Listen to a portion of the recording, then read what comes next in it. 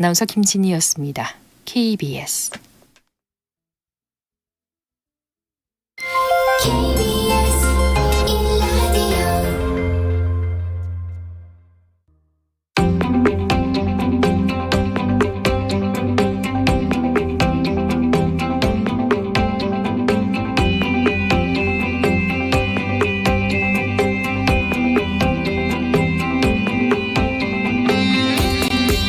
김성환의 시사야.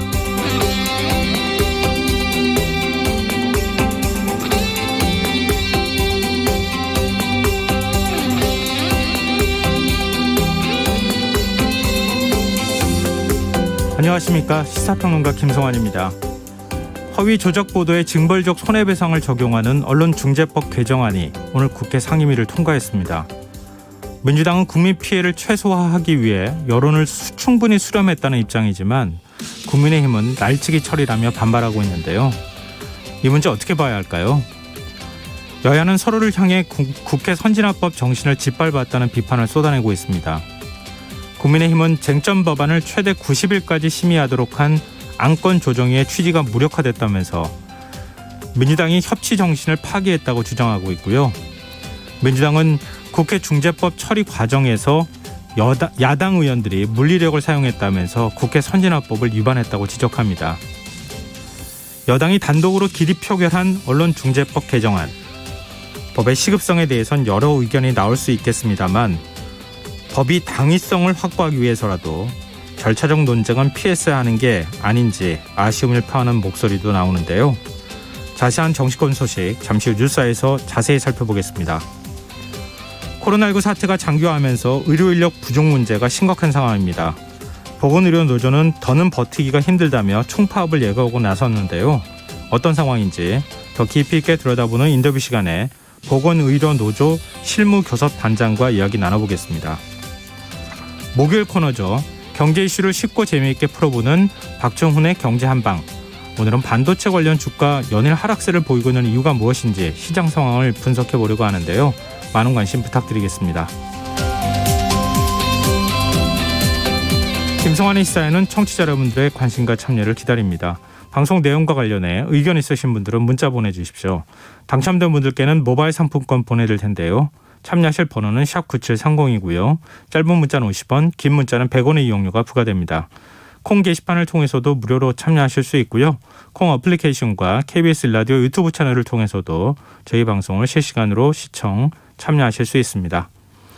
KBS 라디오 김성환의 시사야. 그럼 지금 시작하겠습니다.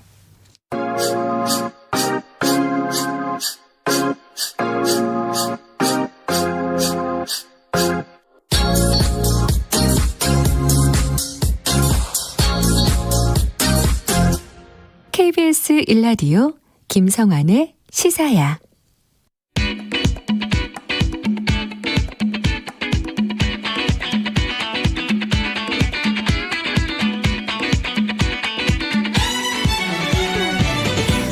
오늘 놓쳤던 뉴스 꼼꼼히 정리해드리는 뉴스야 시간입니다.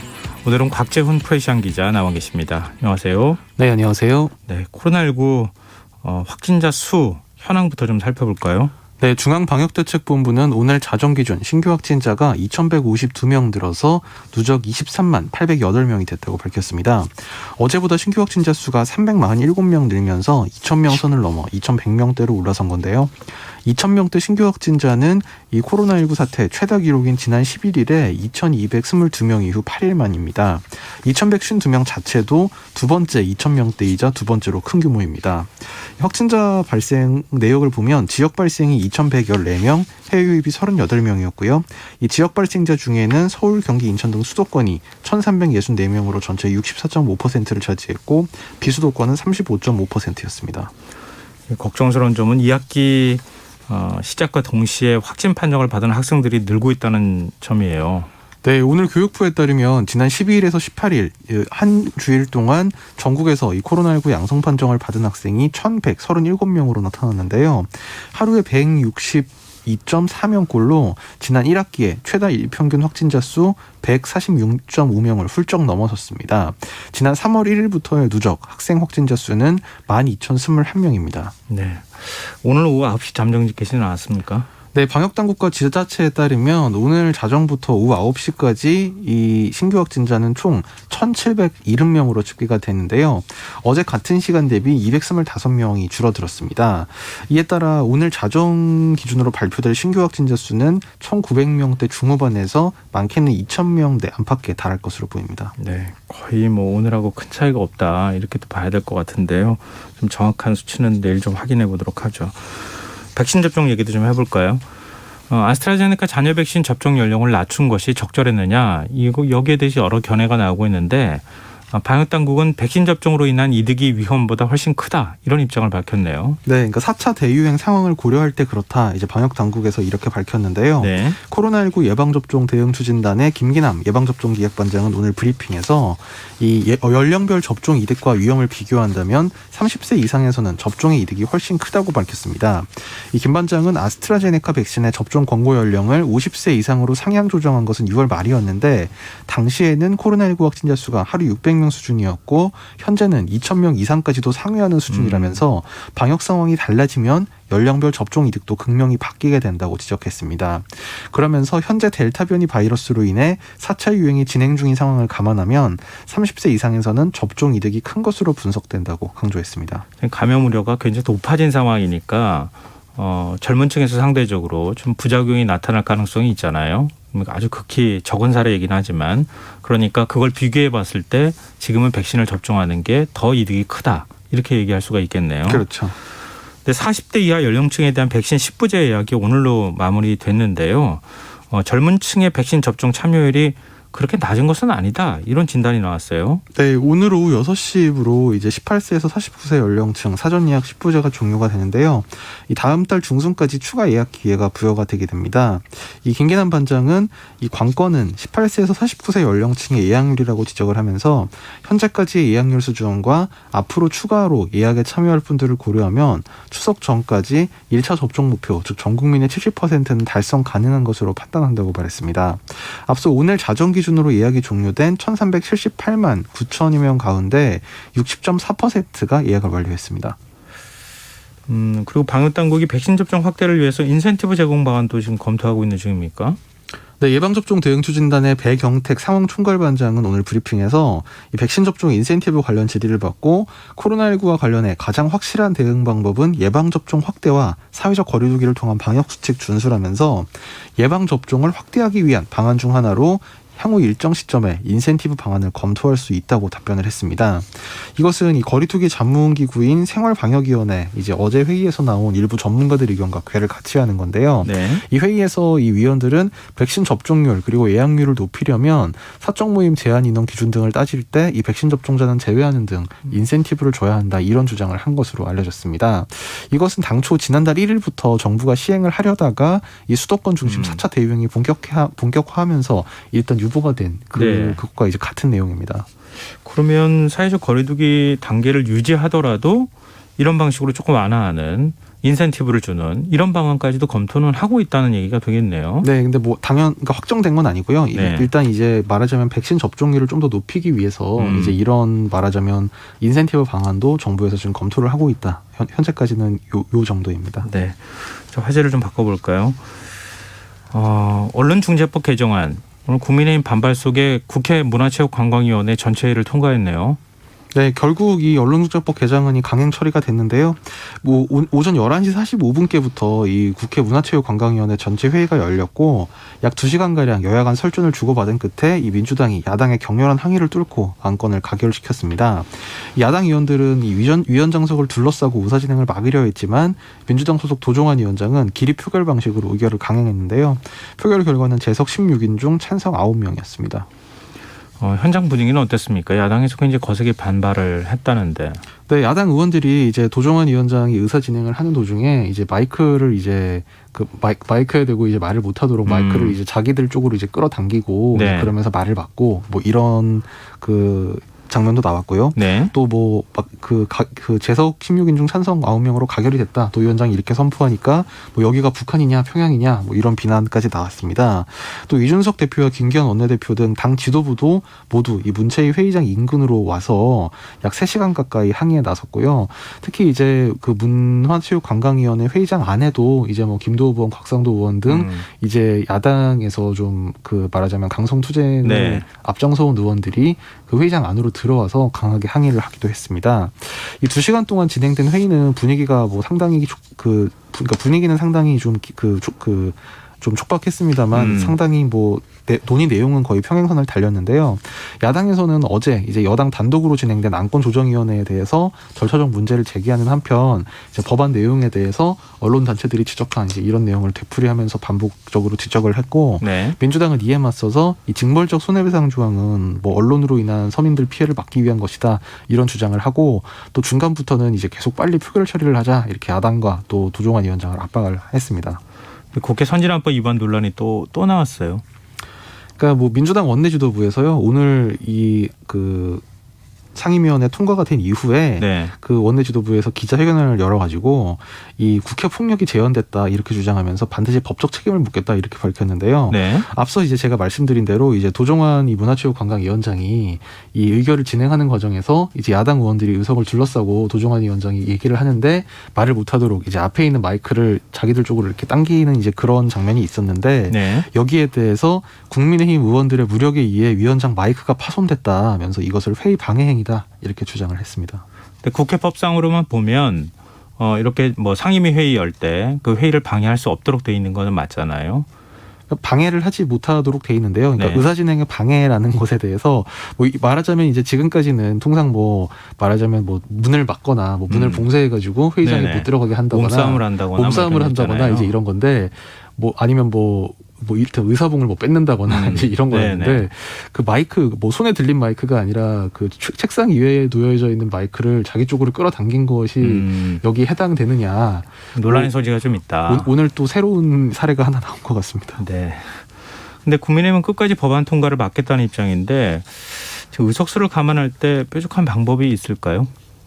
일단은 지금 이제 오늘 상임위를 통과했으니까요. 숙려 기간을 거쳐서 먼저 국회 법제사법위원회를 통과를 해야 하는데요. 네. 뭐 과거 같으면 이제 국회의장 법사위원장을 여야가 나눠 맡은 상황이면 이제 법사위에서 좀 추가로 좀 저지를 할 수 있는 상황일 텐데 지금은 이제 민주당이 법사위원장을 맡고 있기 때문에 네. 법사위에서 저지하는 방안은 뭐 그렇게 가능성이 높지 않아 보이고요. 네. 그래서 일단 야당에서는 법사위 저지를 이제 우선 일단 시도를 할 것으로 보이고 네. 법사위도 통과한다면 뭐 남은 방법은 본회의 필리버스터 정도가 있을 수 있을 것 같은데 다만 이제 의석수를 고려했을 때 지금 민주당이 171석에 열린민주당 3석 그리고 친여 성향 무소속 한 6석 이렇게 하면 이 필리버스터를 무력화할 수 있는 180석을 딱 채우게 됩니다. 네. 여기서 만약에 뭐 기본소득당이나 뭐 그 시대전환 등 이제 이쪽 소속 의원들이 만약에 가담을 하게 되면 좀 여유 있게 넘어서게 되고 그러니까 무소속 중에도 이용호 의원은 반대 입장이지만 필리버스터를 중단한 적도 있잖아요, 실제로. 예, 이제 물론 중단시킨 적도. 근데 그때는 이제 예를 들면 정의당이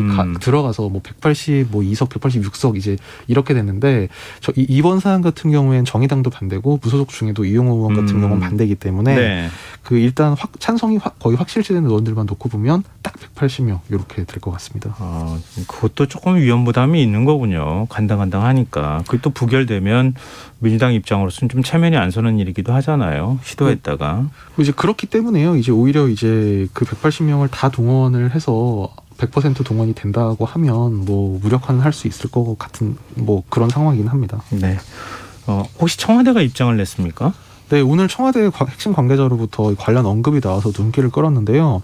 청와대가 잘못된 언론 보도로 인한 피해 구제가 충분하지 않아 구제의 실효성을 높이기 위한 입법적 노력이 필요하다. 이 언론중재법 개정안 처리 강행 쪽에 힘을 실어서 눈길을 끌었습니다. 네. 이 청와대 핵심 관계자는 오늘 기자들과 만나서 헌법 21조 또 신문법 3조에서 언론의 자유와 독립을 두텁게 보장하면서도 언론에게 타인의 명예나 권리 또는 공중도덕, 사회윤리를 침해하면 안 된다는 사회적 책임도 명시하고 있다면서 이렇게 얘기했는데요. 구체적 방안은 국회의 심도 있는 논의를 통해 결정된 사안이다. 이렇게 일단 선은 긋긴 했지만 네. 지금 이제 여당의 강행 처리 쪽에 상당히 힘을 실어준 것으로 해석이 됐습니다. 또 오늘 국회 민주당 단독으로 상임위를 통과한 법안이 있어요. 네, 오늘 그러니까 날짜로는 이제 오늘이 맞는데요. 예. 그러니까 어제 저녁에 이제 그 환경노동위원회에서 이 기후 위기 대응 관련 탄소 중립 기본법 제정안이 의결이 됐습니다. 네. 한노위 소속 여당 의원들이 어제 밤에 이제 법안소위 또 안건조정위원회 전체 회의까지 이제 그러니까 전체 회의는 시간상으로 오늘 새벽에 열렸는데 이 세 회의를 잇따라 열어서 이 온실가스 감축 목표 수치를 35% 이상으로 상향 조정한다. 그리고 뭐 어떤 구체적인 뭐 몇 년까지 어떻게 한다 이런 부분은 좀 포괄적으로 열어두는 방향으로 관련 법안을 통과를 시켰습니다. 다만 이 그 위원회를 통과한 이 법안에 대해서는 여당 일각에서도 이게 35%라는 목표가 좀 지나치게 낮다. 또 이 탄소 그 가스 배출 감소와 함께 녹색 성장을 병기해서 기후 위기에 대한 심각성을 좀 제대로 인식하지 못한 우려가 있다. 뭐 이런 지적이 나오고 있습니다. 네. 근데 지금 뭐 국회 환노위하고 문체위에서는 이렇게 여당 단독으로 법안들이 이제 통과가 되고 있는 상황인데 국회 기재위에서는 여야 합의로 또 처리된 게 있다면서요? 종부세 완화가 여야 합의로 처리가 됐는데요. 네. 종부세 과세 기준이 현행 9억 원에서 11억 원 초과로 이제 상향을 하기로 했습니다. 그러면서 민주당이 당론으로 추진했던 원래 이제 종부세 기준을 상위 2%로 하겠다라고 한 것을 네. 이제 정률이 아니라 정액으로 그러니까 상위 2%가 아니라 11억 원 초과 이제 이렇게 액수로 박는 방향으로 지금 여야 간의 합의가 이루어지는데요. 오늘 국회 기획재정위원회 조세소위에서 이제 이런 방안이 담긴 종부세 개정안이 합의 처리가 됐습니다.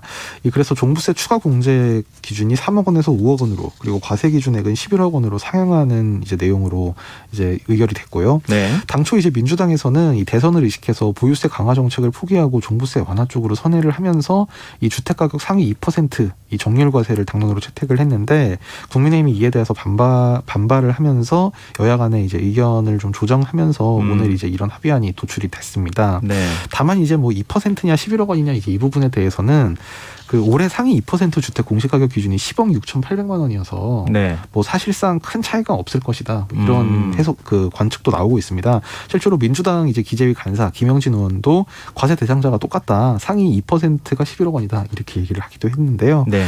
이 당초 12억 원을 주장했던 국민의힘도 이제 민주당의 상위 2% 그러니까 정률로 정하는 이 방안을 이제 철회시킨 데에 대해서 의미를 두면서 이 합의안의 의미를 평가를 했습니다. 네.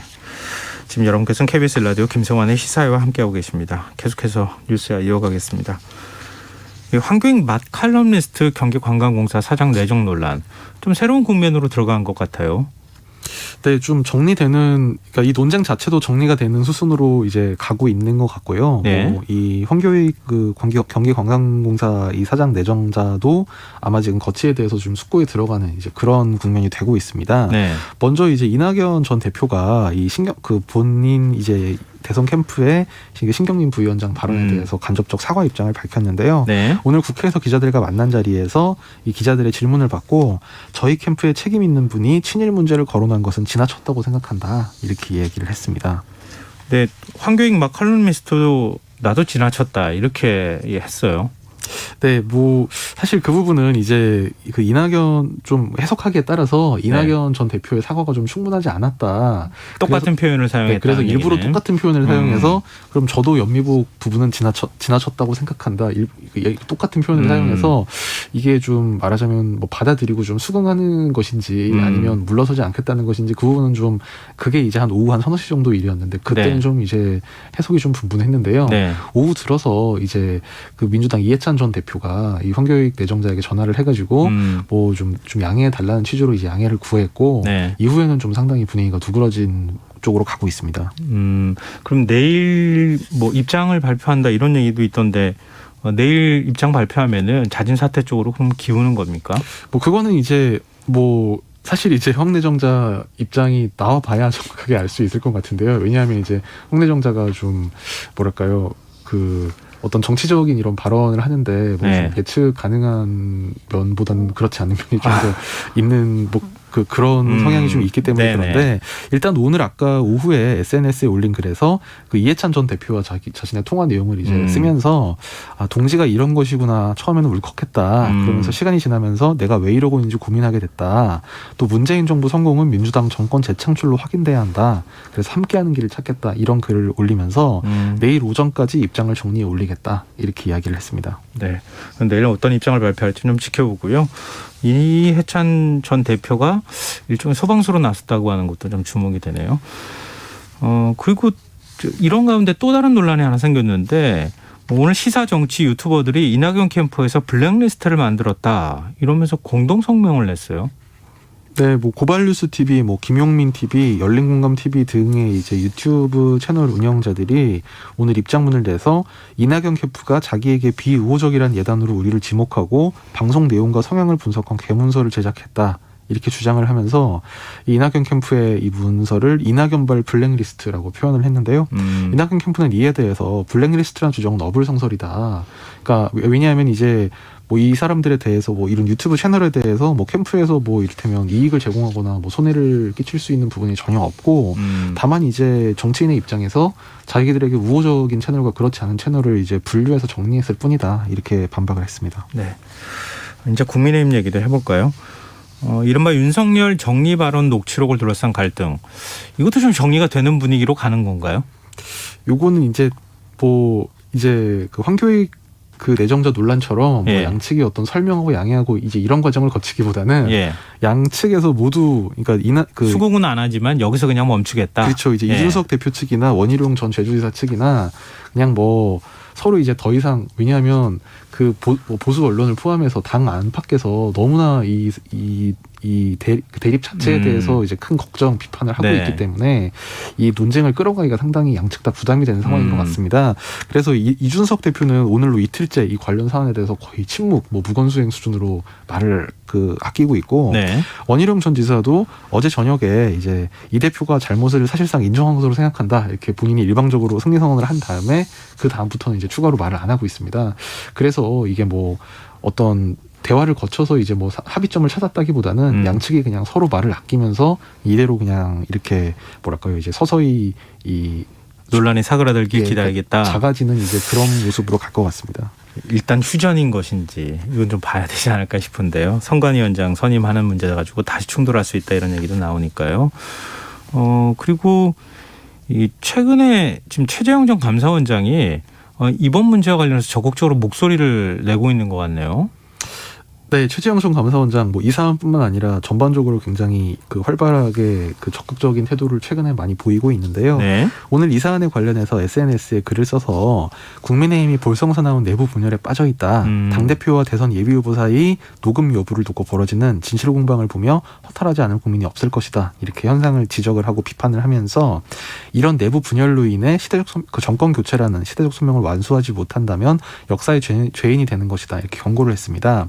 그러면서 이준석 대표와 대선 예비후보들이 모두 모여 당의 단합과 민생 대책 수립, 정권 교체를 다짐하는 연석회의를 열 것을 제안한다. 이런 입장을 밝혔습니다. 네. 김종인 전 비대위원장도 지금 녹취록 공방에 대해서 언급을 했죠. 네, 이 김종인 전 비대위원장 사실 이제 그저께 한 라디오 방송 인터뷰에서 이 관련 질문이 나오니까 그런 얘기가 어떻게 나왔는지 깜짝 놀랐다. 만약에 이 대표가 그런 얘기를 했다면 큰 실수를 했다고 생각한다. 이렇게 이 대표 측을 좀 비판을 하면서 뭐 이 대표에 대해서 뭐 너무 사소한 일에 관심을 가지면 안 된다. 뭐 누가 한마디를 하면 꼭 반응을 보이는 습성을 보이고 있는데 대표가 그래서는 안 된다. 이렇게 쓴소리를 하기도 했는데요.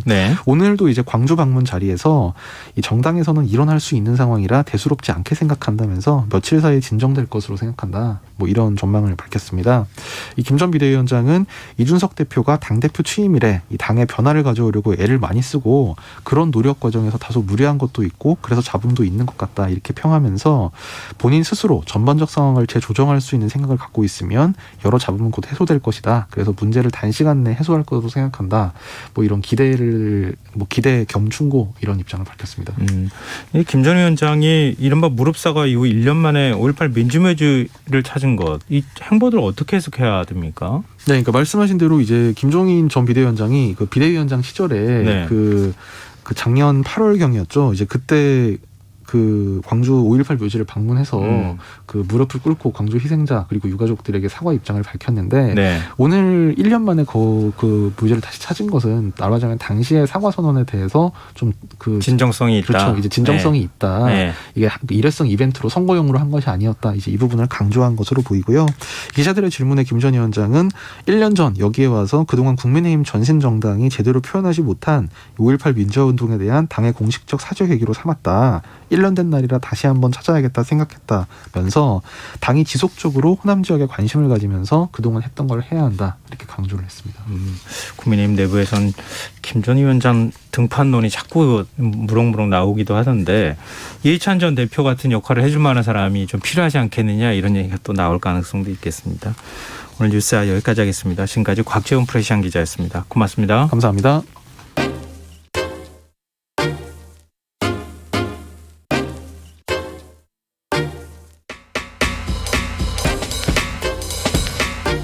바쁜 당신이 알아야 할 모든 것 여기에 있습니다.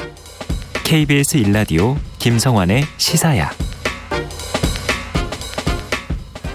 코로나19 사태가 장기화하면서 의료진 부족 문제가 심각한 수준이라고 합니다. 보건의료노조는 이제 더는 버티기가 힘들다며 다음 달 2일 전면 총파업 투쟁에 돌입한다 이렇게 밝힌 상황인데요. 청와대는 정부와 노조 간 대화에 최선을 다하겠다는 입장을 내놨지만 과연 협상이 타결될 수 있을지 아직까지는 예측하기 좀 쉽지 않은 상황입니다. 보건의료노조 실무교섭단장이신 송금희 사무처장 연결해서 조금 더 자세한 얘기 나눠보겠습니다. 사무처장님 안녕하십니까? 네, 안녕하세요. 네, 지금 인력 확대 대책을 내놓지 않으면 총파업에 들어가겠다 이렇게 예고를 하신 상황인데요. 구체적인 요구 상황이 뭡니까?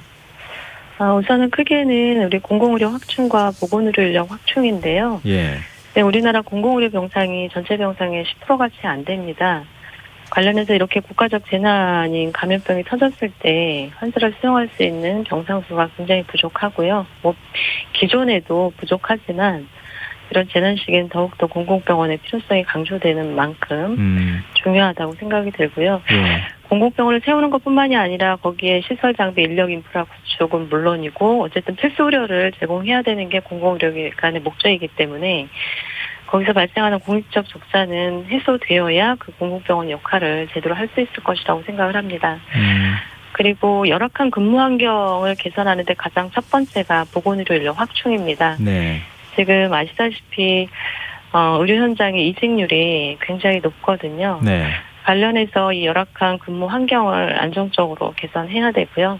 그리고 의사 부족을 인해서 발생하고 있는 우리 대리 처방을 포함한 불법 무면 의료행위가 굉장히 일상화되어 있습니다. 관련해서 복지부가 의지를 갖고 좀 개선을 해야 될 필요가 있고요. 의대 정원 확대를 통해서 부족한 의사 인력을 확충하고 공공의대를 설립해서 지역의 의료 불균형을 바로 잡아야 될 것이고요.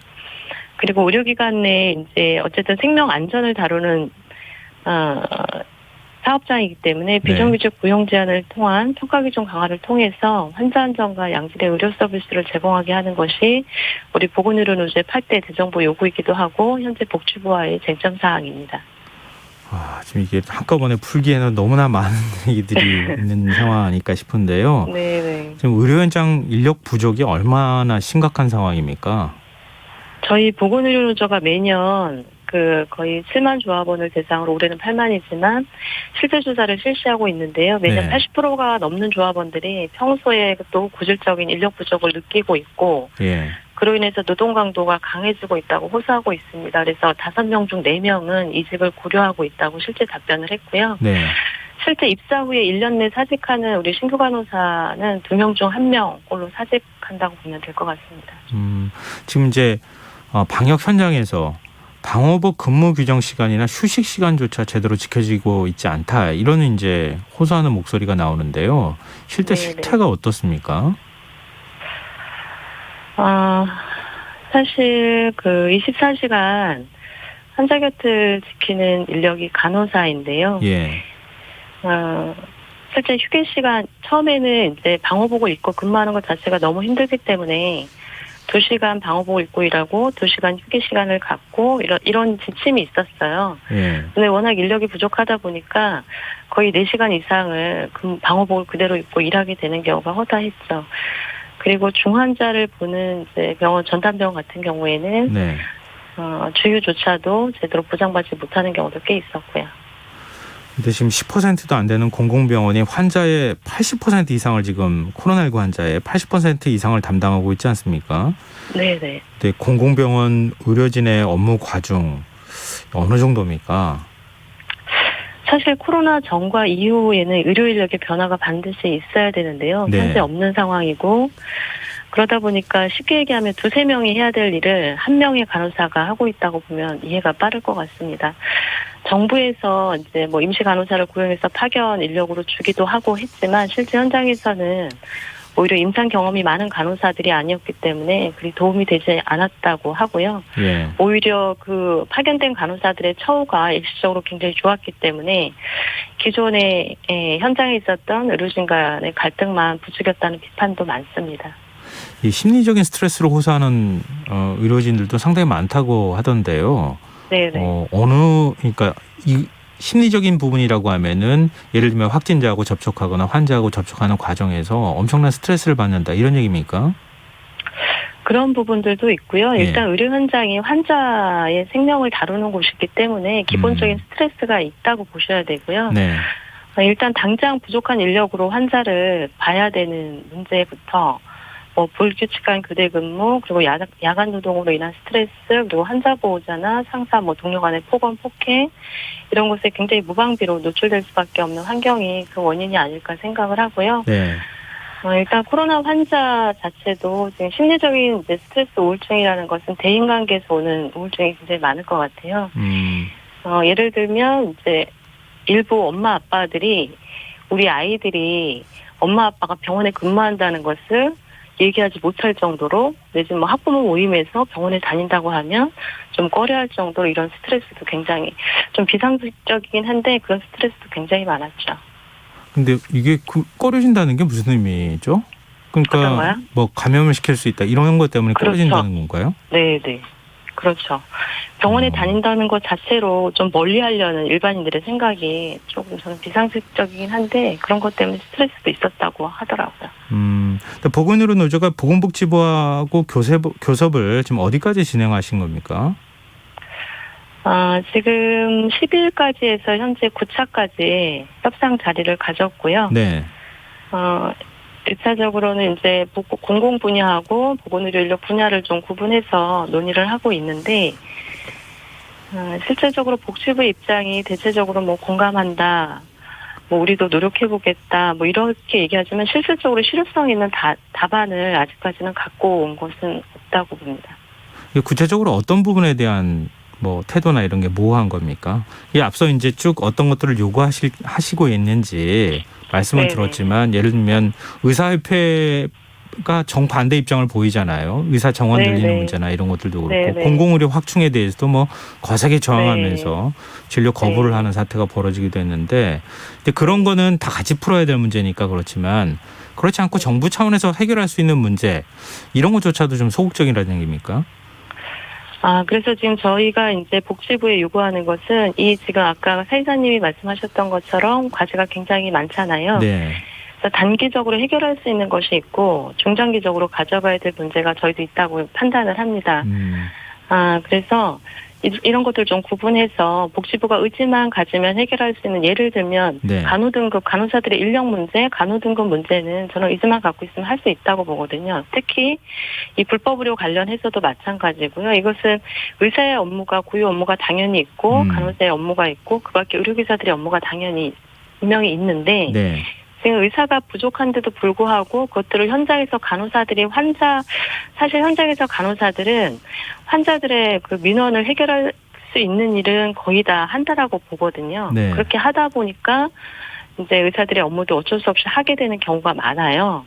그런데 이런 것들이 사실은 무면 의료 행위에 해당되기 때문에 이런 것들을 해결하라고 그동안 끊임없이 요구를 했는데 사실은 작년에 의사들이 의대 정원 늘려야 된다고 했을 때 거기에 반대에 이제 발목을 잡혔다고 저희는 생각을 하는데 저희는 정부가 좀 강력하게 의지를 갖고 진행을 해야 된다고 생각합니다. 근데 문재인 대통령이 오늘 국민청원 답변에서 간호 인력을 더 늘리도록 노력하겠다 이렇게 얘기까지 하지 않았습니까? 또 네네. 어느 정도 인력을 증원하는 게 필요하다고 보시는지, 그리고 정부에서는 간호 인력 증원에 대해서 어떤 입장을 지금 교섭 과정에서 밝히고 있는지 설명을 좀 네네. 해주시면 좋겠습니다. 그동안에 이제 간호사 이직률이 계속 높다 보니까 지금 간호대 정원을 계속 늘리는 방향으로 정부 정책은 왔었던 것 같아요. 네.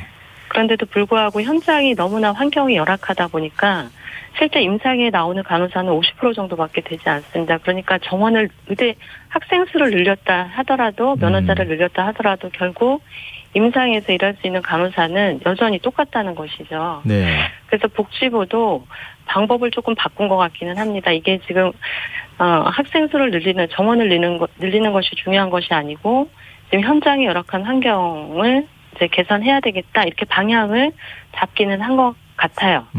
그런데 실제 간호사들의 이직을 막으려면 물론 교대 근무 개선도 굉장히 중요하고 여러 가지 야간 노동도 개선해야 되지만 실제적으로 간호사들이 보는 환자 수를 절대적인 양을 줄여줘야 되는 게 저는 중요하다고 생각을 합니다. 지금 현재 중증도가 높은 상급종합병원 같은 경우에 간호사들이 적게는 10명, 많게는 15, 18, 20명까지도 보거든요. 네.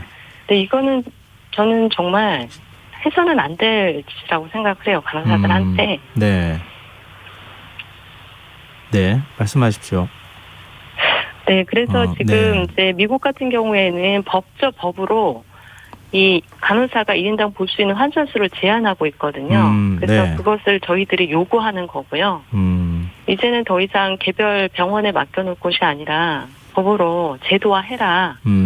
간호사들이 볼 수 있는 환자 수. 그래서 간호사들이 환자를 안전하게 정말 질적인 케어를 할 수 있게 해줘라라는 것이 요구인데요. 이런 것들이 왜 안 되는지 저는 정말 이해를 못하겠습니다. 그럼 현재는 지금 약간 울컥하셨는데 네. 현재는 기준이 없다는 거잖아요. 그러면은 기준이 있기는 있어요. 있어요. 네, 간호 등급이라 그래서 네. 이것이 과거에 90년대에 98년인가 99년인가 정확하게 기억이 안 나는데 네. 그 병상 가동률 68%를 기준으로 설계를 했다고 하더라고요. 네.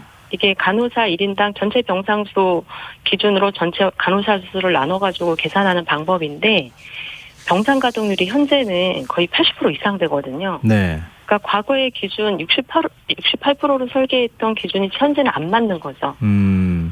그러면은 그래서 오히려 간호사들이 너무 힘든 거죠. 몇 명이 적정하다고 보십니까?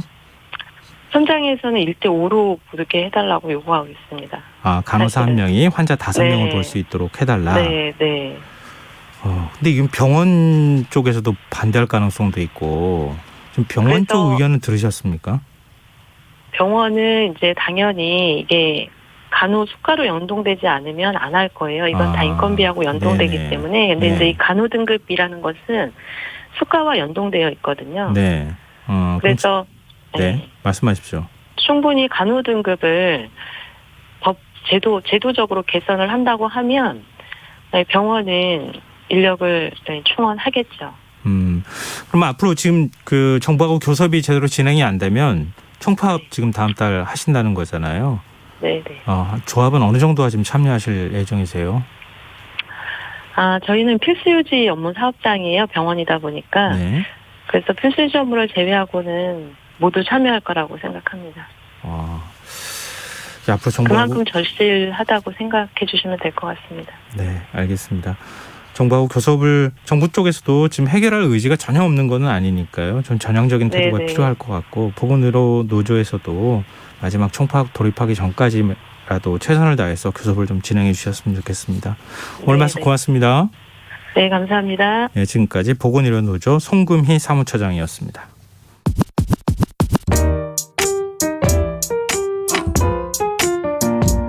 김성환의 시사야는 청취자 여러분의 참여를 기다립니다. 문자 샵 9730으로 여러분의 의견 보내주세요. 짧은 문자는 50원, 긴 문자는 100원의 정보 이용료가 부과됩니다. 애플리케이션 콩, 유튜브 채널 KBS 일라디오에서는 무료로 참여하실 수 있습니다.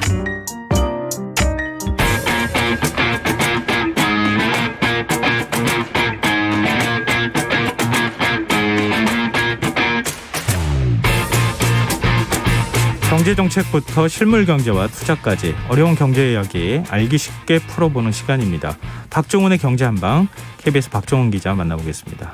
안녕하세요. 네, 안녕하세요. 네, 매주 어떤 주제를 갖고 나오실까 굉장히 궁금한데요. 요즘 또 경제에 대해서 관심 갖고 계시는 분들이 굉장히 많아서요. 특히 이제 최근에 반도체 주가에 대해서 관심을 갖고 계시는 분들 굉장히 많아요. 네. 근데 뭐 삼성이나 하이닉스 같은 반도체주들이 계속 지금 주가가 떨어지고 있어요. 네, 그렇죠. 이 워낙 우리나라에서 지금 반도체 주식 투자 열풍이 불었기 때문에 네. 그동안 개인 투자자들이 정말 많은 반도체 주식을 샀잖아요. 그래서 특히 뭐 삼성전자 같은 경우에는 뭐 1월 달에만 28조 원 정도 개인 투자가 늘었을 정도니까 네. 굉장히 많은 분들이 1월 달에 이 삼성전자 주식을 샀거든요. 그런데 1월 달에 이제 삼성전자 주가가 96,800원이었는데 이제 오늘 종가 기준으로 이게 24%가 최고치 대비 하락을 했고요. 네. 그리고 이 하이닉스 같은 경우가 이 3월 2일에 가장 높은 주가인 15만 원 정도를 기록했었는데 네. 지금 이제 10만 2,500원으로 오늘 끝났기 때문에 32%가 하락을 했습니다. 그러니까 사실 이제 반도체 주식 같은 경우에 이제 많은 분들이 뭐 적금 대신 투자를 한다. 설마 우리 반도체 주가가 뭐 떨어져봤자 얼마나 떨어지겠냐 이런 좀 약간 좀 쉽게 생각을 했었는데 네. 아마 주식 투자라는 게 위험하다는 걸 최근에 많은 분들이 이제 피부로 느낀 그런 때가 최근 한두 달 정도 펼쳐지지 않나 싶습니다. 근데 주식 투자자들이 굉장히 많이 늘어난 상황에서 큰 네. 손해 보는 거 아닌가 좀 걱정이 되는데요. 이제 반도체 관련주들이 이렇게 하락세를 보이는 이유가 뭡니까? 네, 물론 뭐 증권사 같은 경우는 이제 외국계 증권사를 탓해요. 이제 예를 들어서 모건 스탠리 같은 글로벌 주요 투자사 같은 경우에 전망을 갑자기 바꿔버렸거든요. 그래서 이 메모리 업종에 겨울이 오고 있다. Winter is coming 이런 표현을 썼는데 이게 미국 드라마에 나오는 표현인데 네. 이런 드라마에 나오는 표현을 쓰면서 위기가 오고 있다라는 표현을 쓴 거거든요. 네. 근데 이게 지금 이제 많은 오해가 이제 외국계 증권사에서 한국 반도체 업체를 노리고 좀 이게 쓴 게 아니냐. 그래서 괜히 외국계 때문에 우리나라 이 반도체 주가가 조정을 받은 것이다. 이런 좀 오해가 있는데 사실은 마이크론이라고 미국의 대표적인 역시 메모리 반도체 업체입니다. 네. 이 기업 같은 경우도 같은 기간 한 4월에 최고가를 기록했었는데 마이크론의 주가가 최근에 넉 달 동안 27%가 떨어졌어요. 그러니까 삼성전자보다 더 많이 떨어진 거죠. 네. 그리고 인텔 뭐 모두가 다 아는 진짜 대표적인 반도체 기업이잖아요. 네. 근데 인텔 같은 경우도 23%가 하락을 했기 때문에 삼성전자 24% 하락한 것하고 비교해 보면 이게 반도체 업체 중에서 우리나라만 특별히 많이 떨어졌다고 보기보다는 반도체 관련 주가가 전반적으로 다 떨어졌다. 그리고 우리나라를 특별히 타겟을 해서 이 외국계가 우리나라 주가를 뭐 일부러 떨어뜨리기 위해서 주가를 뭐 이렇게 전망을 좀 나쁘게 봤다든가 이렇게 보는 건 좀 약간 좀 너무 크게 좀 확대 해석을 한 거고요. 지금 현재 주가 조정은 반도체 기업들 심지어 타이완의 TSMC까지도 다 같이 지금 현재 하락세를 보이고 있는 상황입니다. 요즘 차 사려고 하시는 분들이 반도체가 부족해가지고 차를 뭐 그 계약하면 3개월, 6개월, 뭐 길게는 1년씩 대기한다, 뭐 이런 얘기까지 나오는데 그럼 앞뒤가 잘 안 맞는 거 아닙니까, 얘기가? 반도체가 그렇죠. 지금 모자란 상황이잖아요. 네, 이 또 우리나라 증권사들에서 사실 보고서 많이 낼 때 봐라 저렇게 자동차도 못 팔 정도로 반도체가 부족하지 않냐 네. 이런 풍견상이 있으니까 반도체 기업들은 이제 슈퍼사이클이 올 것이다 이런 표현을 쓰면서 반도체 투자를 굉장히 많이 독려를 했습니다. 네. 그런데 이게 사실 좀 오해가 있는데요. 자동차에 들어가는 반도체는 사실은 단가도 굉장히 낮고 또 기술 수준도 높지가 않은 그런 반도체들이거든요.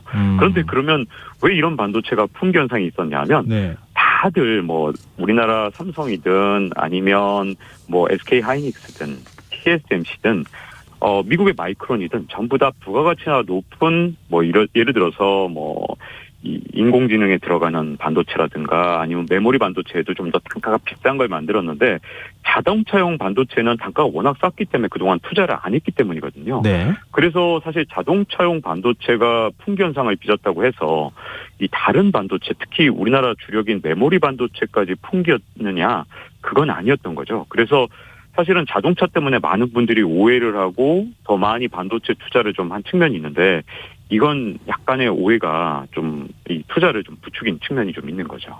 근데 차량 반도체가 이렇게 단순하다고 하면 뭐 세계 1등 기업인 삼성 같은 경우에는 금방 만들 수는 없어요. 네, 차량 반도체 같은 경우에 이게 공정 라인을 갑자기 예를 들어서 첨단 반도체를 만들다가 갑자기 이제 수준 낮은 반도체를 만든다는 게 또 쉬운 일이 아닌데요. 그 투자를 딱 시작했을 때 이런 거랑 비슷합니다. 왜 우리나라에서도 유명한 과자들 있잖아요. 예. 뭐 특히 무슨 칩 이런 칩들 상호는 말씀 못 드리겠습니다만 네네. 굉장히 이 유행했던 칩들 있잖아요. 근데 문제는 이 감자칩 같은 거 그런 걸 갖다가 공정을 갑자기 늘려서 공장을 늘려놓으면 생산 라인을 늘려놓으면 사람들의 관심이 갑자기 뚝 떨어져서 매출이 안 일어나거나 이런 경우가 있어요. 근데 반도체는 하나의 그 생산 라인을 만들 때 진짜 수조 원이 드는데 만약에 생산 라인을 만들었을 때 만약에 수요가 갑자기 줄어버리면 큰 손해를 보거든요. 그렇기 때문에 자동차 반도체가 지금 현재 수요가 일시적으로 늘어났다고 해서 갑자기 생산 라인에 투자를 한다든가 이런 것들이 그렇게 쉬운 결정이 아닌 거죠. 워낙 투자 규모가 크니까 잘못 투자했다가 나중에 손해를 볼 수도 있거든요. 지금 이 양쪽 다 별로 안 좋은 상황인 거 아닌가 싶은데요. 지금 우리 주력인 메모리 쪽도 지금 별로 좋지 않고 뭐 이렇게 지금 부족하다고 하는 것도 우리가 만들기가 어려운 상황인데 그럼 슈퍼 사이클이라고 흔히들 얘기하잖아요. 근데 슈퍼 사이클이 이미 다 지나갔다는 거예요?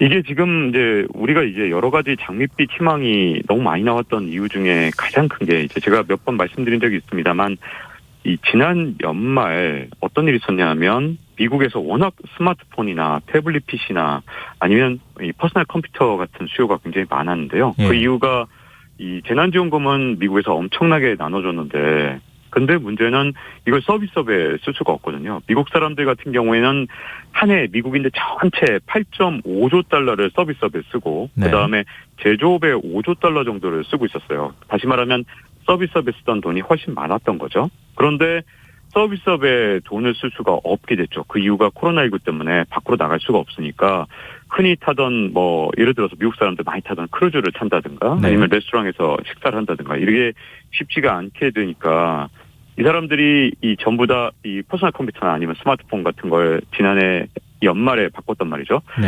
이 퍼스널 컴퓨터 같은 걸 한번 바꾸고 나면요. 보통 저 같은 경우도 지금 8년째 같은 컴퓨터를 쓰고 있는데 이 웬만해서는 바꾸지 않거든요. 그러다 보니까 이게 뭐 좀 예를 들어서 태블릿 PC나 이런 것들이 지난해 연말에 워낙 수요가 많았다 보니까 이 퍼스널 컴퓨터를 위한 어떤 D램이라든가 아니면 태블릿 PC를 위한 D램 또는 낸드 플래시 같은 경우에 이제 워낙 지난해 수요가 많았기 때문에 올해 같은 경우에는 퍼스널 컴퓨터를 위한 D램 수요가 갑자기 줄어드는 거죠. 여기다가 지금 현재 이 코로나와의 공존을 점점 택해가면서 미국에서 서비스업에 대한 수요가 자꾸만 늘어나고 있으니까 예전보다 이 전자제품 수요나 이런 것들이 굉장히 줄어들고 있는 상황입니다. 그러다 보니까 여기서 문제가 발생하는데 우리나라 증권사들은 이제 이익 전망치를 추정할 때 지난해에 늘어났던 걸 그대로 올해도 늘어날 거라고 약간 좀 봤던 측면이 있는데요. 이제 미국계 증권사에서는 이렇게 바뀐 새로운 수요 환경을 좀 감안해서 놓다 보니까 퍼스널 컴퓨터 쪽 D램 수요가 급격하게 감소할 것이라는 그런 견해가 나온 거고요. 이 때문에 이 어떻게 보면 메모리 반도체에 대한 수요 전반적인 감소로 업황이 좋지 않을 것이다. 그렇기 때문에 반도체 주가가 좋지 않을 것이라는 전망으로 갑자기 바뀐 겁니다. 그러니까 보복 소비 할 사람들은 다 해버렸다. 뭐 이렇게 또 얘기할 수 있을 것 같은데 근데 국내 증권사들은 왜 이렇게 시장을 긍정적으로 보는 겁니까?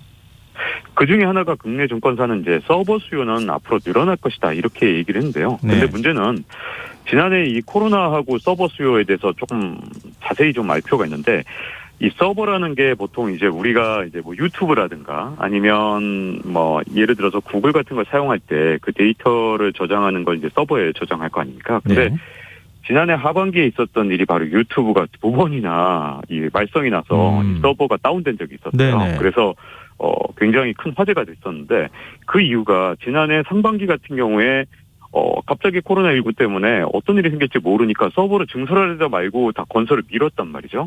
그게 하반기에 전부 다 수요가 몰리면서 서버를 갖다가 갑자기 이제 하반기에 증설을 시작했거든요. 그런데 또 혹시 D램 수요가 굉장히 늘어난 상태에서 코로나19 때문에 생산이 중단될까 봐 겁나니까 이 서버 증설을 위한 D램을 미리 다 사놓은 겁니다. 지난해 말에. 그러다 보니 올해 같은 경우는 서버 재고가 워낙 많아요. 이런 빅테크 기업들이 아마존이나 이런 기업들이 서버 증설을 위한 그런 D램들을 미리 다 사놓은 상태가 돼버린 거거든요. 예. 그러다 보니까 지금 서버 용량은 지금 이제 뭐 굉장히 확장을 많이 해놨는데 아까도 말씀드렸다시피 코로나와의 공존을 택하면서 점점 이런 어떤 서버가 필요한 산업에서 서버 수요는 또 줄어드는 상황이 왔습니다. 왜냐하면 사회적으로 이제 활동이 가능해지고 대외 활동, 네. 그다음에 또 야외 활동이 가능해지니까 옛날만큼 넷플릭스를 보지 않죠. 유튜브를 보지 않죠. 그러다 보니 서버가 지금 약간 과잉으로 지금 발주가 된 상태고 또 D램도 과잉으로 좀 확보를 해놓은 상태이기 때문에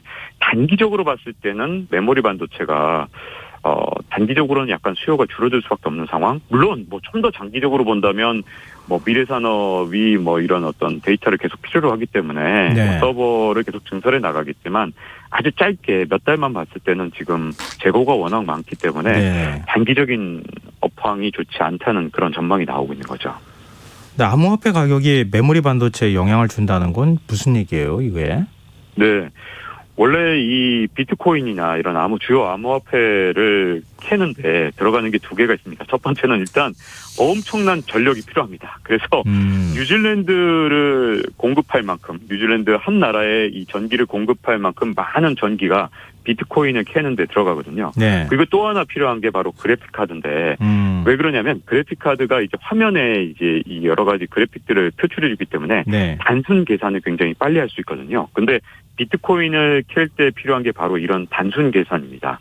그렇기 때문에 그래픽 카드가 비트코인을 캘 때는 굉장히 효율적인 방법이에요. 이 그래픽 카드가 그래서 많은 채굴장, 즉 비트코인을 캐는 그런 업체에서는 굉장히 많은 그리고 고성능의 그래픽 카드를 사는데요. 비트코인 가격이 올라가면 그래서 그래픽 카드를 굉장히 많이 사고 고가의 그래픽 카드가 많이 팔립니다. 재밌는 점은요. 이 값비싼 고성능 그래픽 카드의 이 원가의 절반 이상이 메모리 반도체라는 겁니다. 왜냐하면 이 메모리가 굉장히 많이 들어가거든요. 네네. 그러다 보니까 비트코인 가격이 올라가면 메모리 반도체 가격도 올라가고요. 특히 고성능 메모리 반도체 가격이 올라가고 비트코인 가격이 만약에 하락하면 고성능 메모리 가격이 하락하는 그런 문제점들이 있는 거죠. 뭐 이 암호화폐 가격이 올라가길 기다릴 수도 없고 이 지금 그러면 어떻게 되는 겁니까? 추운 겨울이 정말 찾아오는 겁니까? 이 반도체 같은 경우에 사실은 초보자들이 투자하기가 굉장히 어려운 게 사이클을 항상 탑니다. 그렇기 때문에 이 사이클을 정확하게 이해하셔야 되는데 실물 반도체 사이클이 최고치를 칠 때 주가가 최고치를 치는 게 아니고요. 네. 한 석 달에서 6개월 정도까지 선반영을 하는 그런 지금까지의 관행이 있습니다. 그러다 보니까 앞으로 이제 이 반도체가 이제 지금 앞으로 이제 불황이 온다고 하잖아요. 네. 불황이 한창일 때 주가가 바닥이 되는 게 아니라 그거보다 바닥은 한 3개월에서 6개월 정도 먼저 오거든요. 네. 그렇기 때문에 너무 두려워할 필요도 없지만 대신 반도체 시장에 대한 정확한 공부를 좀 해나가면서 좀 철저한 준비와 대비를 하고서 반도체 시장에 투자를 좀 해야 되는 그런 좀 공부가 필요한 시장이다 이렇게 좀 보여지죠. 말씀 들어보니까 반도체 주가가 지금 올라갈 때는 아닌 것 같다. 좀 미끄러져 내려가는 시기인 것만은 틀림이 없는데 언제가 바닥일지는 아직은 알 수 없다. 뭐 이렇게 얘기가 정리가 되겠네요. 네, 박종훈의 경제한방 지금까지 KBS 박종훈 기자였습니다. 오늘 말씀 고맙습니다. 네, 고맙습니다. KBS 라디오 김성환의 시사 1부 순서는 여기서 마무리하겠습니다. 전 11시 정각 2부에 다시 찾아오겠습니다.